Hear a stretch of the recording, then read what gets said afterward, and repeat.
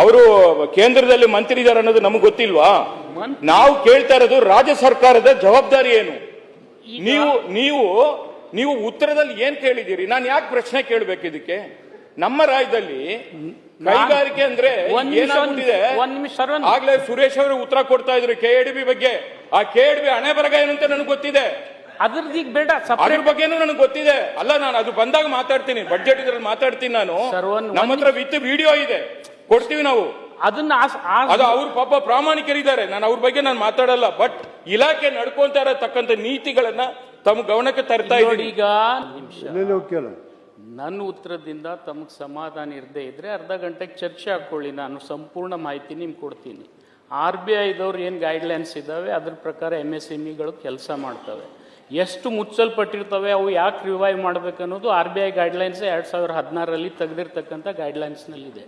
ಮತ್ತು ಇದ್ರ ಸರ್ವೆ ಕೂಡ ಕೇಂದ್ರ ಸರ್ಕಾರ 2001ನೇ ಇಸ್ವಿಯಲ್ಲಿ ಪ್ರಾರಂಭ ಮಾಡಿ 2006ನೇ ಇಸ್ವಿಗೆ ಸಂಪೂರ್ಣ ಮಾಡಿದೆ. ಅದ್ರ ಮಾಹಿತಿ ಬೇಕಾದ್ರೂ ತಮಗೆ ಕೊಡ್ತೀನಿ ನಾನು. ಆಯ್ತು, ಈಗ ಪುನರ್ಚೇತನ ಆಗ್ಬೇಕು, ಅಂತದಕ್ಕೆಲ್ಲ ಏನ್ ಮಾಡ್ತೀರಾ ಅಂತ ಕೇಳಿದೀವಿ. ಅದು ನಾವು ಏನು ಮಾಡಕ್ಕೆ ಬರೋದಿಲ್ಲ ಅಂತ ಹೇಳ್ಬಿಟ್ಟಿದ್ವಿ. ತಮ್ಮ ಮಾಹಿತಿ ಮೇರೆಗೆ ನಾನು ಏನ್ ಹೇಳ್ತೀನಿ, ನೀವು ಇದನ್ನು ಇನ್ಸಿಸ್ಟ್ ಮಾಡಿದ್ರೆ ಕೇಂದ್ರ ರಾಜ್ಯ ಸರ್ಕಾರಗಳ ಒಂದು ಮೀಟಿಂಗ್ ಕರೆದು ಪುನಶ್ಚೇತನಕ್ಕೆ ಏನಾದರೂ ಒಂದು ವಾಯಬಲ್ ಪ್ರೋಗ್ರಾಮ್ ಮಾಡಬೇಕಾದ್ರೆ ನಾನು ಅದನ್ನ ಮಂತ್ರಿಗಳಿಗೆ ಮನವರಿಕೆ ಮಾಡಿಕೊಡ್ತೀನಿ. ಕೇಂದ್ರ ಸರ್ಕಾರ ಜೊತೆ ಸಹಯೋಗದಿಂದ ಅದನ್ನು ಪುನಶ್ಚೇತನ ಮಾಡತಕ್ಕಂಥ ಕಾರ್ಯಕ್ರಮ ಮೊದಲನೇದಾಗಿ ಫೈಂಡ್ ಔಟ್ ಮಾಡಿ.